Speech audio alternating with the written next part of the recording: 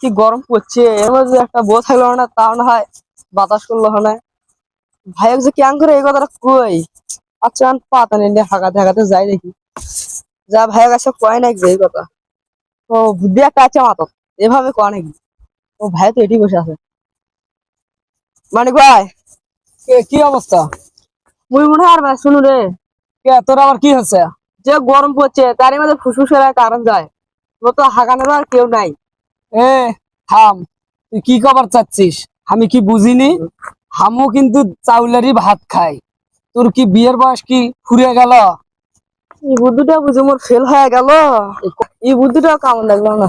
যাই আর একটা বুদ্ধি পাই নাকি।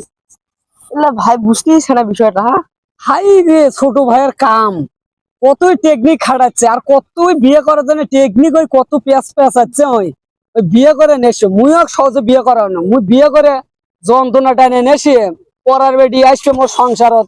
এই অত সম্পদ গুলো মোর খাবে ফুসফুস করে বসে, অগ্দে মোর কটা কোনো কাম হয় না। ও খারাপ আমি বিয়ে করা বানুম তো যতই ব্রেন পাকাক দেখে। মুইও সেই রকম, মোরও নাম পিচ্ছি মানে।